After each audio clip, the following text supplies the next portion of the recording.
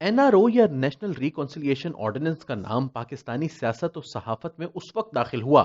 جب جنرل پرویز مشرف کئی سال تک ہر حربہ استعمال کرنے کے باوجود پیپلز پارٹی اور نون لیگ کو ختم کرنے میں ناکام رہے، اور ان کو یہ احساس ہوا کہ صرف کاف لیگ جو اس وقت کی تحریک انصاف تھی اور ایم کیو ایم کے سہارے وہ مزید اپنے اقتدار کو دوام نہیں دے سکتے، تو انہوں نے ان جماعتوں سے رجوع کرنے کا فیصلہ کیا جنہیں وہ ابتدا میں ختم کرنا چاہتے تھے۔ انہوں نے نون لیگ اور پیپلز پارٹی میں سے ثانی ذکر کا انتخاب کیا اور اس کے ساتھ ڈیل کی کوششیں شروع کر دیں۔ بے نظیر بھٹو اور جنرل پرویز مشرف کے مابین ہونے والی ڈیل کا زیادہ فائدہ پیپلز پارٹی اور ایم کیو ایم کو ہوا، کیونکہ دونوں کے خلاف جو کیسز تھے وہ ختم کر دیے گئے، اور جواب میں پرویز مشرف نے اپنے اقتدار کو چند مزید سال کے لیے یقینی بنایا۔ لیکن اس ڈیل کے نتیجے میں میاں نواز شریف کی وطن واپسی کی راہ بھی خود بخود ہموار ہو گئی۔ بعد میں عدالت نے اسے کالعدم بھی قرار دے دیا، لیکن تب پانی سر سے گزر چکا تھا۔ اب این آر او پاکستانی سیاست اور صحافت میں باقاعدہ اصطلاح کی شکل اختیار کر چکا ہے، جس کا سادہ الفاظ میں مطلب یہ ہے کہ مقتدر اداروں کی طرف سے کسی فرد یا جماعت کی غلط کاریوں اور جرم کو معاف رکھا جائے یا ان سے صرف نظر کیا جائے، اور ملزم ہونے کے باوجود ریاستی ادارے ان کو سیاست میں آگے بڑھنے کا موقع دیں۔ اب عجیب تماشا یہ ہے کہ ان دنوں عمران خان صاحب اور ان کے ترجمان تکرار کے ساتھ این آر او کا ذکر کر رہے ہیں اور یہ الزام لگا رہے ہیں کہ اپوزیشن ان سے این آر او چاہتی ہے، لیکن حقیقت یہ ہے کہ اپوزیشن جماعتیں اتنی بے وقوف نہیں کہ وہ شخص سے این آر او مانگے جن کے پاس اسے دینے کی صلاحیت ہے نہ اختیار۔ یقیناً پیپلز پارٹی اور مسلم لیگ نون کی قیادت کی نمبر 1 ترجیح یہی ہے، لیکن عمران خان کس قانون کے تحت ان کے کیسز ختم کر سکتے ہیں؟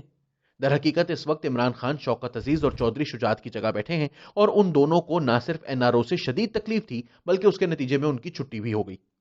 خود عمران خان کو بھی معلوم ہے کہ اپوزیشن جماعتوں کو این آر او مل جانے کی صورت میں ان کی چھٹی ہو جائے گی، اس لیے جب کبھی مقتدر اداروں اور اپوزیشن کے رابطے شروع ہو جاتے ہیں تو وہ این آر او کا ورد شروع کر دیتے ہیں۔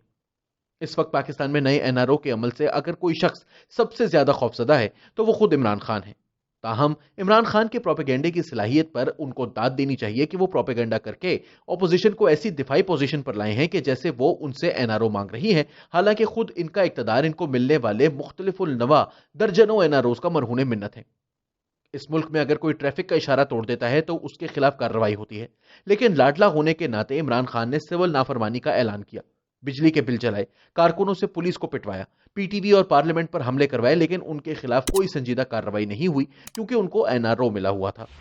الیکشن سے قبل نیب اور دیگر اداروں کی طاقت کو استعمال کر کے مختلف الیکٹیبلز کو پی ٹی آئی میں شامل کروانا ایک اور این آر او تھا۔ الیکشن سے قبل ان کے مخالفین کی گرفتاریاں بھی ان کو ملنے والے این آر او کی ایک قسم تھی۔ جسٹس ثاقب نثار کی طرف سے صادق اور امین کا خطاب عنایت کیا جانا بھی این آر او تھا۔ زلفی بخاری جیسے ان کے دستے راست کے خلاف کیسز کو ختم کروانا اور ای سی ایل سے نام نکلوانا بھی این آر او کی ایک قسم ہے۔ افتخار محمد چودھری کے بیٹے کی طرف سے عائد کردہ کیس کا سرد خانے کی نظر ہو جانا ایک اور این آر او ہے جو عمران خان کو ملا ہے۔ بی آئی ٹی اور بلین ٹری جیسے اسکینڈلز کا فیصلہ نہ ہونا بھی این آر او ہے۔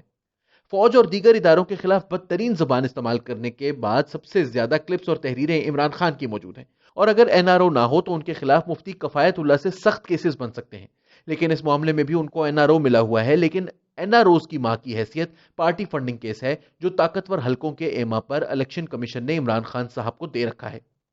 Party funding case P T I کے کسی مخالف کی طرف سے نہیں بلکہ پی ٹی آئی کے بانی رکن اکبر ایس بابر کی طرف سے 2014 میں دائر کیا گیا، لیکن 6 سال گزرنے کے باوجود فیصلہ نہیں ہو رہا۔ حقیقت یہ ہے کہ اکبر ایس بابر نے ہر طرح کے شواہد سامنے رکھ دیے ہیں، لیکن گزشتہ الیکشن کمیشن نے این آر او دے کر یہ فیصلہ کیا تھا کہ الیکشن تک کسی صورت اس کیس کا فیصلہ نہیں ہوگا۔ اس میں بنیادی کردار سابق سیکرٹری الیکشن کمیشن بابر یعقوب کا تھا، جنہیں اس خدمت کے صلے میں پہلے سرکاری اعزاز سے نوازا گیا، پھر انہیں چیف الیکشن کمشنر بنانے کی کوشش کی گئی۔ صورتحال یہ ہے کہ اس کیس میں اب تک 70 سے زائد سماعتیں ہو چکی ہیں، حالانکہ برسوں سے وہ تمام دستاویزی اور ویڈیو ثبوت الیکشن کمیشن کے پاس موجود ہیں جو اکبر ایس بابر نے یا پھر قومی اداروں نے فراہم کیے ہیں۔ ہر کوئی جانتا ہے کہ جو مواد موجود ہے اس کی بنیاد پر الیکشن کمیشن کے لیے عمران خان کے حق میں فیصلہ دینا ممکن نہیں، کیونکہ معاملہ پھر اعلیٰ عدالتوں میں جائے گا اور میرٹ پر فیصلہ ہو جانے کی صورت میں عمران خان اور مالیات کے ذمہ دار افراد کے بچنے کا امکان کم نظر آتا ہے، اس لیے سرے سے فیصلہ ہی نہیں کیا جا رہا۔ میری معلومات کے مطابق فنڈز خرچ کرنے میں بھی بڑی گڑبڑ ہوئی ہے، کیونکہ اکبر ایس بابر جس دور کا ذکر کر رہے ہیں اس دور میں پی ٹی آئی کے کئی رہنماؤں نے بنی گالہ کے ارد گرد جائیدادیں خریدی ہیں، اور زیادہ تر وہی تھے جن کا مالیات سے کوئی واسطہ تھا۔ میری معلومات کے مطابق حکومت کی طرف سے موجودہ الیکشن کمیشن قائم رکھنے پر بھرپور کام ہو رہا ہے اور یہ محنت کی جا رہی ہے کہ نئے چیف الیکشن کمشنر جسٹس سردار رضا اور نئے سیکرٹری بابر یعقوب بنے رہیں۔ تاہم دیکھنا یہ ہے کہ الیکشن کمیشن عمران خان کو ملنے والا NRO برقرار رکھتا ہے یا پھر میرٹ اور قانون کے مطابق جلد فیصلہ کر کے حقیقی معنوں میں الیکشن کمیشن ہونے کا ثبوت دیتا ہے۔